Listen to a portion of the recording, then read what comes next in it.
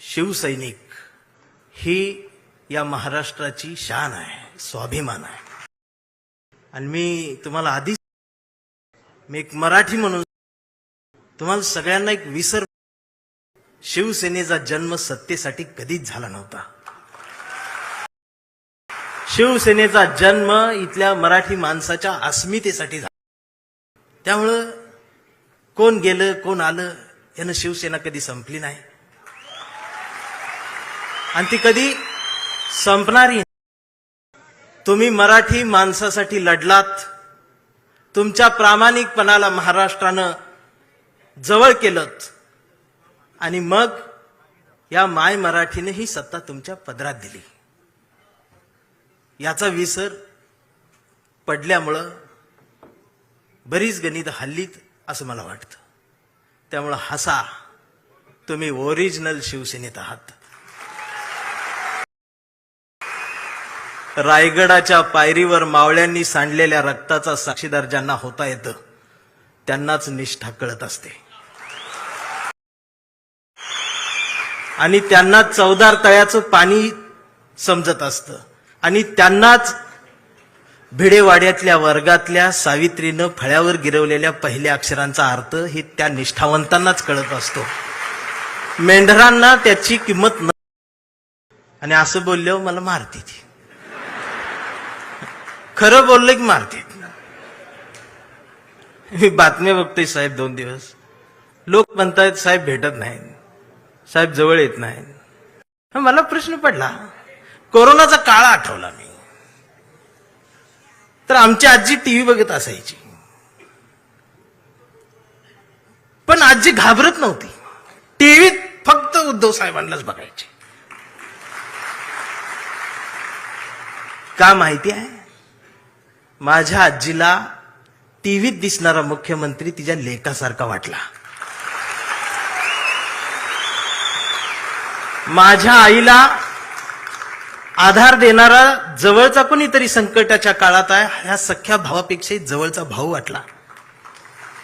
आणि आम्हाला हा मुख्यमंत्री मामासारखा वाटला.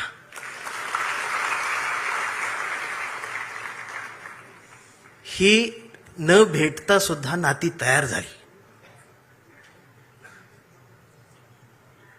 आणि तुम्हाला देवेंद्रचं देवा भाऊ होण्यासाठी 1,500 वाटावे लागले.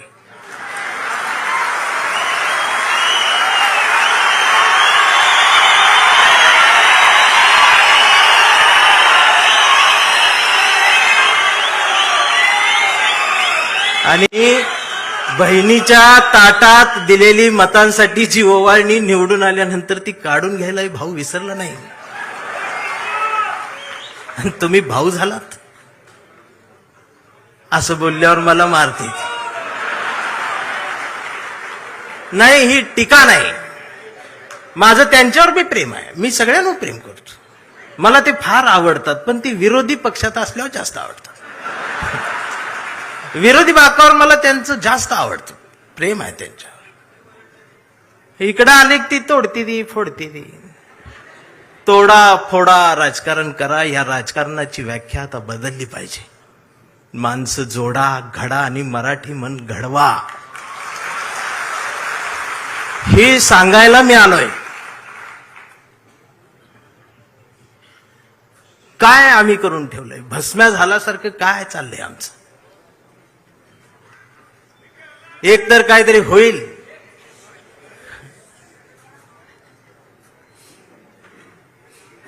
आम्ही 20 मार्काचं नागरिकशास्त्र शिकलेले आहोत. त्यामुळे आम्हाला समजत नाही आमच्यासोबत काय चाललंय. आधी गुवाहाटी, आता जयपूर.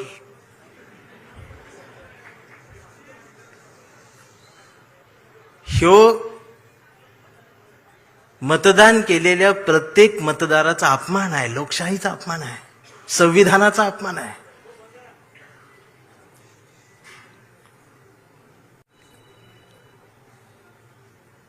चौकात गेलो तर आज कोण म्हणतंय मी हिंदू, कोण म्हणतंय मी मुस्लिम. आधी 2च होते, बरं होतं. आता त्यात भर पडली, त्यात उपवर्गीकरण झालं. कोण म्हणते मी मराठा, मी चांभार, मी बौद्ध, मी माता, मी ह्या, मी त्या. मग मी मध्ये जाऊन म्हणतोय मी मराठी, मी भारतीय, मग मारत्यात. मग म्हणते हे नवीन काय आलं. मी म्हणतोय मी जुना आहे, कडूनो. आता हे कडू काही शिवी नाही.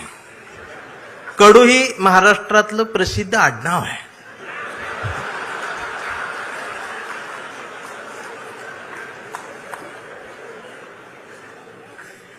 मी भारतीय म्हणल्यावर मारते, हे नवीन काय आलं. मी म्हणतोय मी जुना आहे, तुम्ही नवीन आहे, मग अजून मारते. भारतीय होऊन जगायला गेल्यानंतर मी मार खायला लागलो, काळा पडत चाललो. मी गोराच होतो आधी. पण या महाराष्ट्राच्या राजकारणाला वळणावर आणि एका रेषेत वळुंबा लावून जर कोणी उभं केलं असेल तर ते आदरणीय बाळासाहेब ठाकरेंनी एक अस्मिता दिली. मी सांगू, 2 मैत्रिणी रस्त्यानं निघालेल्या होत्या आणि रस्त्यानं जाता जाता एकीच्या पायाला ठेच लागली. रस्त्यावरचा दगड धारदार होता. तिचा ठेच लागली, तिच्या अंगठ्याचं नख निघालं आणि रक्त भळभळ व्हायला लागलं. पण तिनं अंगठ्याकडे नाही बघितलं, तर दगडाकडे बघितलं आणि हसलीन पुढे निघाली. दुसरीनं बघितलं, म्हणाली वेडे, एवढा मोठा दगड पायाला लागला आणि हसतेस काय. ती म्हणाली जाऊ दे ग, दे सोडून. पुन्हा हसली. ती म्हणाली थांब, चिंदी तरी बांध, दवाखान्यात चल. हसतेस काय, एवढा मोठा दगड पायाला लागलाय. ती हसत म्हणाली दे ग सोडून. तर ती पुन्हा हसत म्हणाली अगं एवढा मोठा दगड पायाला लागलाय तरी सोडून दे कसं काय म्हणतेस. तिनं हसत उत्तर दिलं. ती म्हणाली अगं माहेरच्याच वाटेवरचा दगड होता, त्याचं एवढं वाईट वाटून काय घ्यायचं. म्हणजे माहेरच्या वाटेवरच्या दगडावर प्रेम करणाऱ्या लेकूरवाळ्या माहेरवाशिनी पुरींचा हा महाराष्ट्र झाला. पण सासरवाडीच्या हायवेवर असणाऱ्या खडकावर प्रेम करणारा जावई,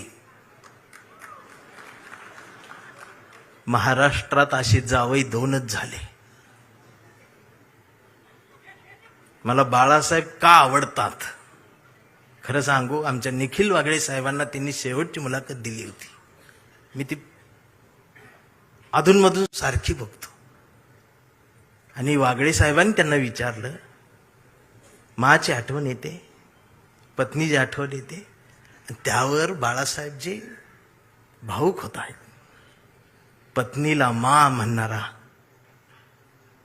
एवढा कणखर माणूस डोळ्यात पाणावतो आणि खिशातला फोटो दाखवतो. हा एक बाळासाहेब.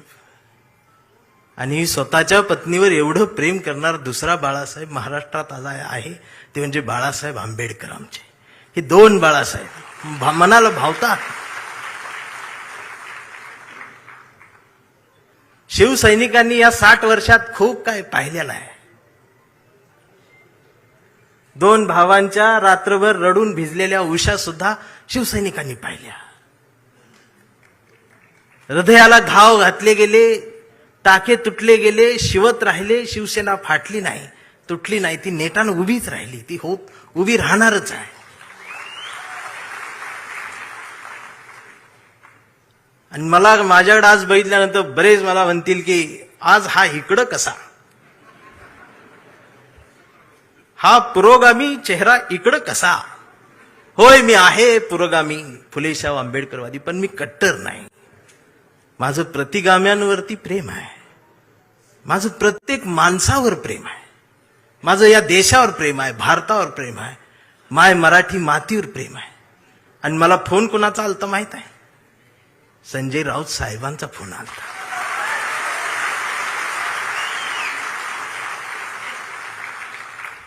जर शेंडे आणि जानव्यातून मुक्त होऊन हिंदुत्व माझ्या कवितेला कुरवाळत असेल, जवळ घेत असेल, तर माझ्या सुद्धा मेंदूतले जानवेंचे जानवे मी कुठपर्यंत जिवंत ठेवायचे हा विचार करून मी त्यांच्या हाकेला हाक देत आलोय.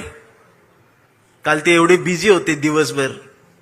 सुद्धा मी प्रवासात असताना मला सारखा फोन, कुठवर आलायस, इथवर आलोय, तिथवर आलोय, असं झालं तसं झालं, सगळे अपडेट चालू आहेत. आणि रात्री मला भेटली त्या हॉटेलवर. भेटले तर ती वेटर लोक त्या काम करतात, ती कोकणातली मराठी सगळी पोरं. राऊत साहेबांनी एकाला बोलवलं, अरे कसा आहेस? आईची तब्येत बरी आहे का? ती पोरग डोळ्यात पाणावलं. एवढ्या ह्याच्यात सुद्धा साहेबांच्या लक्षात आहे. ते होय म्हटलं, निघून गेलं. साहेब निघाले. माझ्यासोबत आमचे राजेंद्र कांबळे भाऊ माझ्यासोबत आले. ते माझ्या बाजूला थांबले. मी राऊत साहेबांकडे असं एकटक बघतच राहिलो. आणि आमच्या भाऊला म्हटलं, कसलं हत्यार आहे रे म्हटली.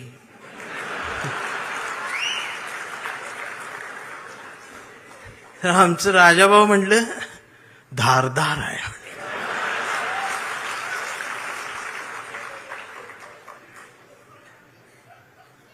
वैचारिक शहाणपणाचा विसर आणि घसरण महाराष्ट्राला झाली. ती पुन्हा भरून काढली पाहिजे. प्रबोधनकार ठाकरेंचा वारसा असणारा हा महाराष्ट्र आहे. आदित्य दादा, माझी विनंती आहे, आता एक नव्या पिढीला घेऊन तुम्ही महाराष्ट्र सगळा पिंजून काढा.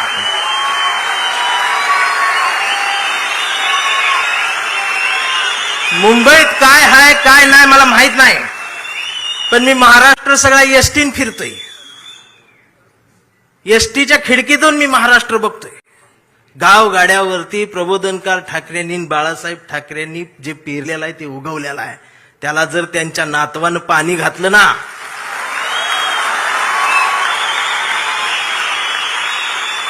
तर एक नवा महाराष्ट्र उभा राहील आणि कुणाच धाडस होणार नाही असं हलायचं. म्हणून आम्ही प्रेम करणारी माणसं आहोत. हा आवाज कायम असाच राहू द्या. महाराष्ट्राला याची गरज आहे.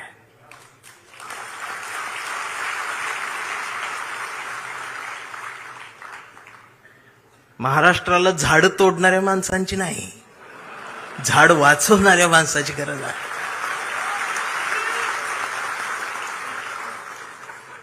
काय तोडलं पाहिजे? भविष्य दाखवण्यासाठी पुढे आलेला हात तोडला पाहिजे. भविष्य बघण्यासाठी उघडलेला डोळा फोडला पाहिजे. आम्ही गाडगे बाबांचा खराटा सोडला आणि बागेश्वर बाबाचं बॉट धरलं.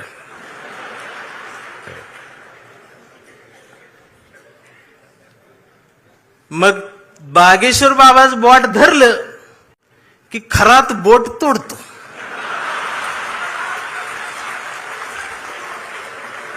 ही बोट तोडते. याला अनामिका म्हणतात हे मला तेव्हा कळलं. नाहीतर मी करंगळी जवळचं बोट एवढंच त्याला म्हणायचं. ही बोट तोडते.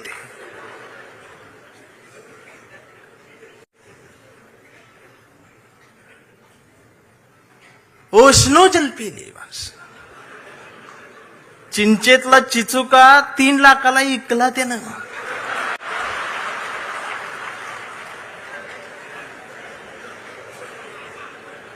म्हणून म्हटलं लय चांगलं झालं, गेली ती लय बरं झालं, ही तर नाही ती. आणि प्रबोधनकार ठाकरेंच्या वारशाजवळ ही असली नकोच, ती लांब असलेलंच बरं. मी काल लातूरवरनं यायला लागलोय. मी धाराशिवच्या मातीला स्पर्श करून आलोय. ओम दादा, मी त्यांच्या नावातलं जी राजे आहे ना ती काढून टाका तुम्ही. आता ती राजे निंबाळकरांच्या ओमच्या पुढं हा राजे शब्द शोभून दिसत नाही. हा राजेचा शब्द आमच्या वाजेंच्या राजाभाऊंला शोभून दिसत असतो. इतरांना त्याचा अंदाज येत नाही. राजाभाऊंच्या मला बोलू दे गिरा. नंतर अजून वाघाची डरकाळी बाकी आहे. राजाभाऊंच्या डोळ्यातल्या अश्रूंनी निष्ठावंतांच्या मनावर फुंकर घातली साहेब. ह्यो जो तुम्ही संस्कार दिला, हा संस्कार फक्त शिवसैनिकांसाठी नाही, या आमच्या पिढीतल्या येणाऱ्या कितीतरी पिढ्यांना तुमच्या डोळ्यातले अश्रू खूप काही शिकवून जातील. आम्हाला जोडायचा आहे, माणूस जोडायचा आहे. स्वतःला मूल होत नाही म्हणून शेजाऱ्याला बोलवायचं आणि ऑपरेशन सक्सेस झालं की पेड वाटायला तिसरंच असते. मला गणितच कळना.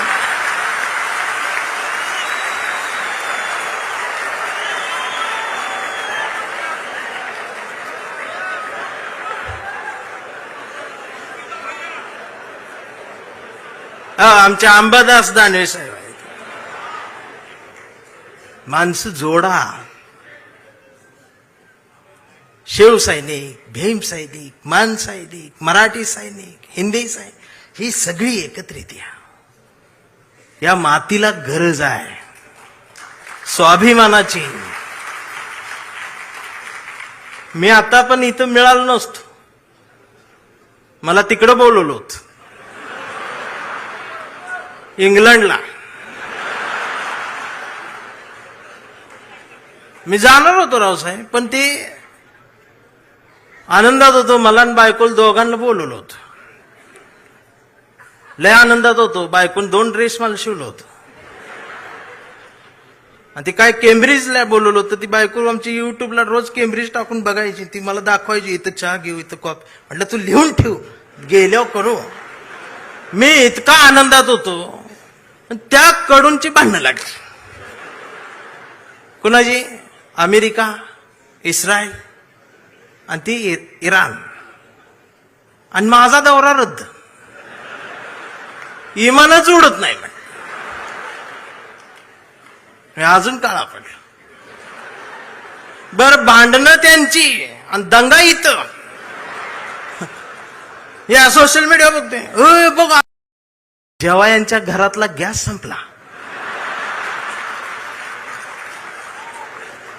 त्यांची आणि दंगा इथं. या सोशल मीडिया बघते. बघ, आता अमेरिका असं करणार, इराण असं करणार, आता ट्रम्प काय गप बसते का, आमचं बी गेले, हे आले, ते आले. 15 दिवस यांनी दंगा केला. जेव्हा यांच्या घरातला गॅस संपला,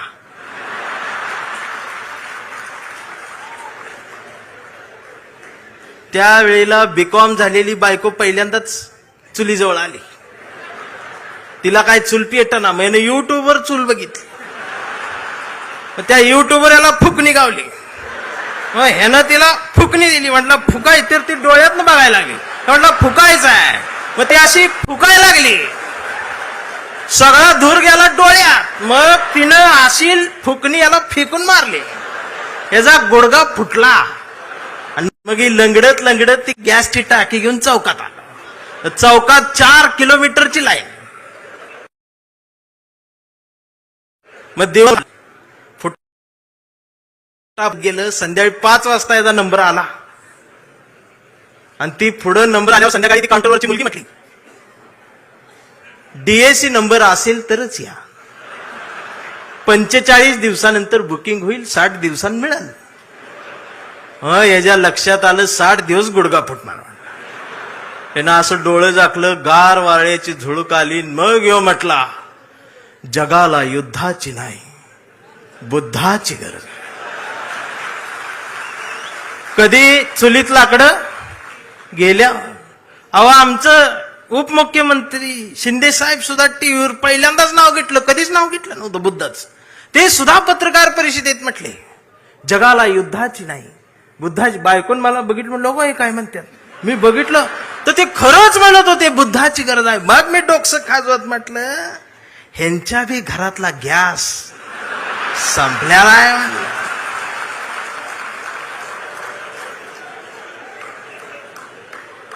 साधना आहे. अहो, काय चाललंय काय आमचं, आम्ही काय घ्यायला पाहिजे. आम्हाला चांगल्याच्या मागे जाता येत नाही. राऊत साहेबांचं काल शब्द इकडे तिकडे झालं लगेच अश्लील बोलले, हे म्हणले ते. हे फेक अकाउंट काढून ठेवलेत तुम्ही. ती अकाउंट देशपांडे नावानं आणि शिवाय आई बहिणीवर ना. हे देशपांड्यांचा अपमान नाही का महाराष्ट्रात? ही जी जमात वाढवून ठेवल्या ना तुम्ही सत्तेसाठी, ही एक दिवस तुमच्या घरातल्या आबरूला हात घालल ना. त्यावेळेला तुम्हाला आमच्या आठवणी येतील. खराचं प्रकरण ज्यावेळी टीव्हीवर आलं, महाराष्ट्र हादरला, त्यावेळेला महाराष्ट्राच्या मनात नाही तर अख्ख्या देशाच्या मनात एकच नाव आलं, डॉक्टर नरेंद्र दाभोळकर. खऱ्यापणाने लढणारी माणसं महाराष्ट्रात तेव्हाही होती, आजही आहेत, उद्याही असतील. आणि शिवसेना कायम खऱ्या माणसांसोबत मैदानात आहे, ती उद्याही राहणार आहे, ही संपणार नाही. फक्त माझी विनंती आहे, मला दिसते बरं का, मला काय भविष्य कळत नाही, पण मला दिसते लवकरच तुम्ही बी सत्तेत आहे. फक्त माझी विनंती साहेब एवढीच आहे, जेवढी गेले ती त्यातलं परत यायला बघत्याल, अजिबात नाही घ्यायची.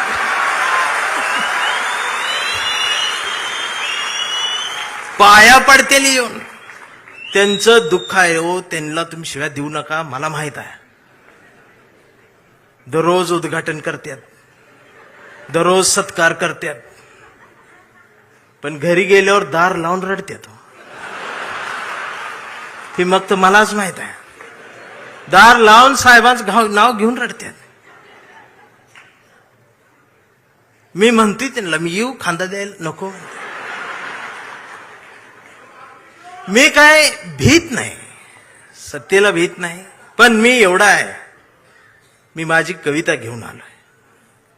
पाखरांच्या चोची मधला घास व्हावी कविता, पहिला आणि शेवटचा श्वास व्हावी कविता, कोसळावेत थेंब भुईत मातीचा वास व्हावी कविता, उगवावा पिंपळ एक प्रवास व्हावी कविता, त्याच पिंपळाच्या सावलीला मानवतेचे गीत गाणारी बुद्ध व्हावी कविता, मी करावे पाखरांच्या हवाली तिला मग शुद्ध व्हावी कविता, हिंदूंच्या कंठामध्ये सलाम अलिकम सलाम व्हावी कविता, मुस्लिमांच्या भाळावरचा नाम व्हावी कविता, मंदिर मस्जिद बांधणाऱ्यांच्या कपाळाचा घाम व्हावी कविता, इंद्रायणीत तरलेला तुकाराम व्हावी कविता, आणि या देशाच्या मातीत विज्ञान पेरणारे अब्दुल कलाम ही व्हावी कविता.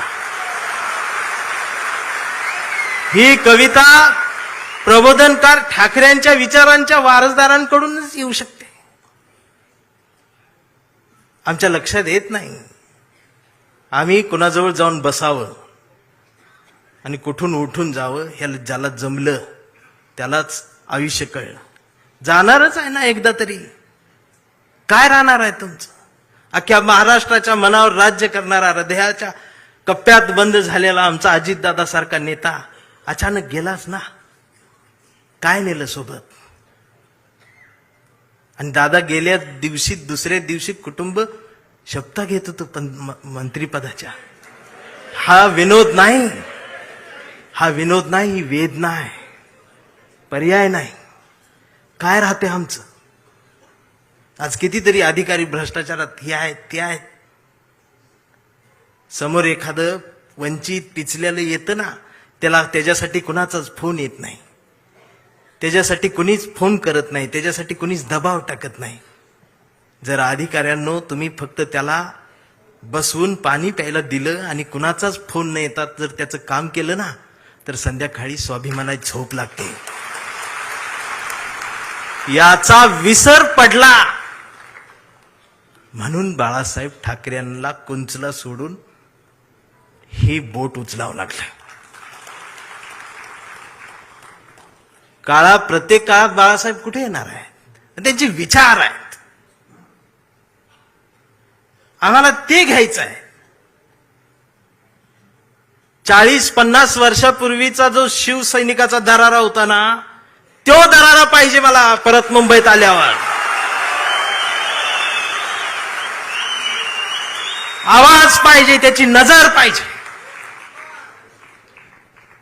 छत्रपती शिवाजी महाराज, त्यांचं नाव घेऊन राजकारण. किती उंचीचा पुतळा, यावर तुमचं प्रेम. ती बी वाऱ्यान पडते आणि मग ती तुकडे होऊन पडतात आणि मग ही आमची लगेच रडतात. महाराज, पुतळ्यात महाराजांना बघायची सवय लागली. हेच झालं ना आमच्या महापुरुषांच्या बाबतीत. अगदी 4-5 वर्षाસુધી महाराष्ट्रात सकाळ आली, शुभ शिव सकाळ, भगवा झेंडा आला असा. मी डोकसं खाजवत म्हटले, ही सकाळ कुठं आली? म्हणजे आता महाराज येणार, उठा, आपली सकाळ झाली. मी कुणाला तरी चिडवण्यासाठी होती. मग दुसऱ्यानं बघितलं, ते म्हटलं त्यांची झाली, आपली कधी? हे म्हटलं कर आपली. मग निळा झेंडा, शुभ भीम सकाळ, 11 वाजता. शिव सकाळ, भीम सकाळ, शिव सकाळ, भीम सकाळ. मग तिसरा एक जागा झाला, म्हटलं आमची घ्या, पिवळा झेंडा, शुभ लहू सकाळ. या सकाळ आल्या कारण महापुरुषांच्या पुतळ्याजवळ मेंढरांची गर्दी वाढली. ही पुतळ्याजवळ वाढलेली मेंढरांची गर्दी जोपर्यंत पुस्तकांजवळ, विचारांजवळ येणार नाही, तोपर्यंत यांना काय कळणार आहे? रात्रीचे 1:30 वाजता आमदार शिव्या देते फोन करून त्या प्रकाशकाला. मी ऐकली, त्या ऐकली. 8 मिनिटात 36 शिव्या आहेत. स्ट्राईक रेट काढला तर 400चा आहे ते.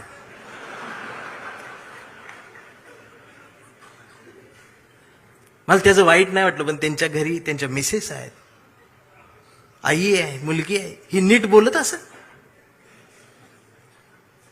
आणि बाळासाहेब असते तर मातोश्रीवर बोलवून 400च्या स्ट्राईक रेटनं.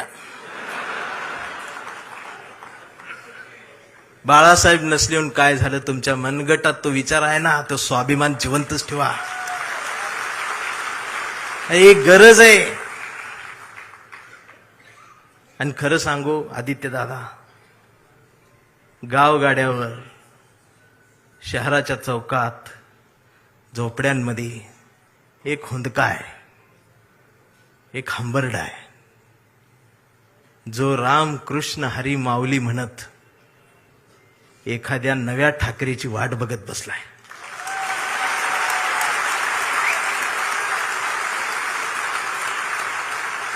आणि ती पोकळी भरून काढण्याचं काम, भरीव काम आता तुम्ही करायला सुरुवात करावी. हा शिवसैनिकासोबत माझ्यातला भीमसैनिक सुद्धा तुमच्यासाठी मैदानात उतरणार. कुठपर्यंत आम्ही एकमेकांशी भांडत बसायचं? जर शिवाजीनगर मधून समतेचा आणि मैत्रीचा हात, जर माझ्यासाठी दोस्तीचा हात येत असेल, तर आंबेडकर नगर मधून माझा सुद्धा हात मैत्रीचा तुमच्यासाठी पुढे येला पाहिजे. आणि हा देश संविधानाचा आहे ना, मी हिरव्यांचा आहे, निळ्याचा आहे, ना मी भगव्याचा आहे. मी भगव्याचा आहे. कुठल्या भगव्याचा? मी वारकऱ्यांच्या भगव्याचा आहे. मी बाळासाहेबांनी शिवसैनिकांच्या हातात जो भगवा दिलाय, मी त्या भगव्याचा आहे. मी तो भगवा घेऊन आलोय, पण त्याच्या सोबत मी या देशाचा तिरंगा सुद्धा आज घेऊन आलोय. आणि मला काय करायचं ते करा. या देशाच्या संविधानाला, तिरंग्याला जरी साधं नख लागायचा प्रयत्न जर कोणी केला, तर माझा ह्यो काळा रंग तुमच्यात मिसळून जाईल. आता ही भाषाच कळत नाही यांना, वैचारिकपणच राहिलं नाही. राऊत साहेब लगेच मारतात, अंगावरच येते. शाईच टाकायला देश आहे. परवा एका कार्यक्रम सुरू करायच्या आधी ती DYSP माझ्याकडे आली, म्हटले भाषण करू नका. म्हटलं काय झालं?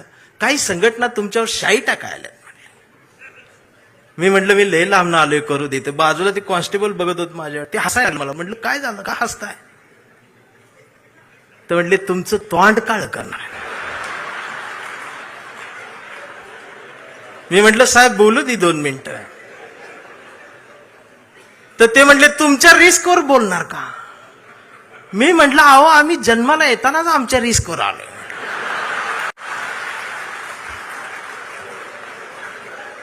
मी भाषणाची सुरुवात केली आणि म्हटलं जे कोणी शाई टाका आलेत त्यांना विनंती एवढी आहे, म्हटलं तुम्ही चुना आणा,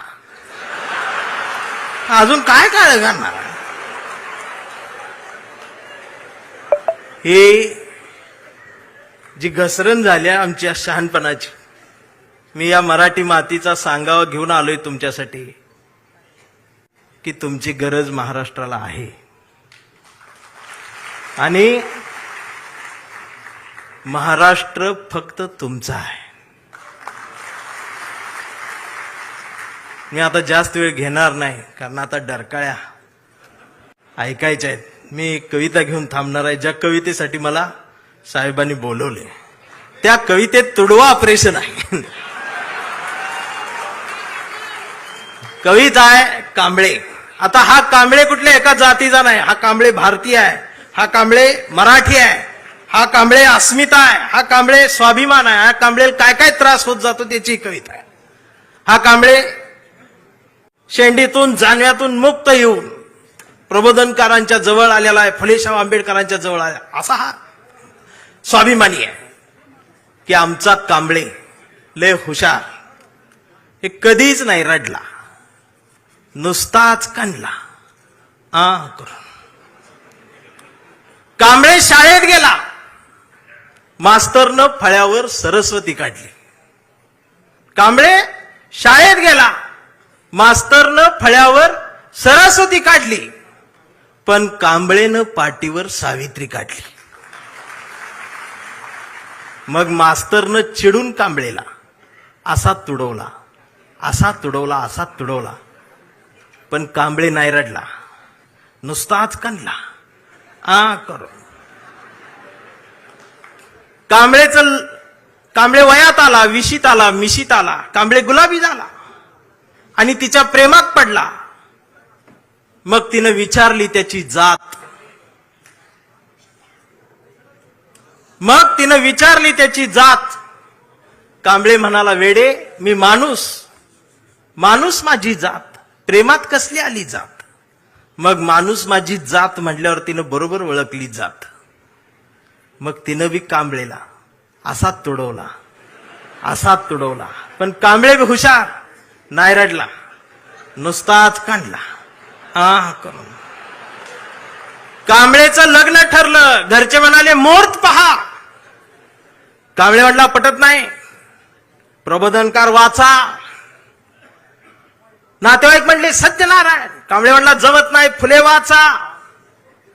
भावकी म्हटली जागरण गोंधळ बोकाट तरी कापा. कांबळे म्हटला पटतच नाही, गाडगे बाबा वाचा.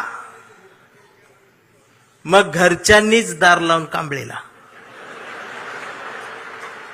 असा तुडवला, असा तुडवला, पण कांबळे बी हुशार, नाही रडला, नुसताच कांडला. इथं कोण शाई वगैरे लावा आले का? चुना ना. मग कांबळे अशा चळवळीत आला. सगळ्या चळवळी अशा गट तट फुटून बिटून गेले. कांबळेला वाईट वाटलं. कांबळे सगळ्यांना वाटला, सगळ्यांनी एकत्रित या, देश समजून घ्या, महाराष्ट्र समजून घ्या. दिवसभर बोंबलत राहिला. मग संध्याकाळी सगळे एकत्रित आले आणि एकत्रित येऊन आपल्याच कांबळेला, आपल्याच लोकांनी असा तुडवला, असा तुडवला, पण कांबळे बी हुशार, नाही रडला, नुसताच कांडला. आणि आता कांबळे शिवसैनिक झाला.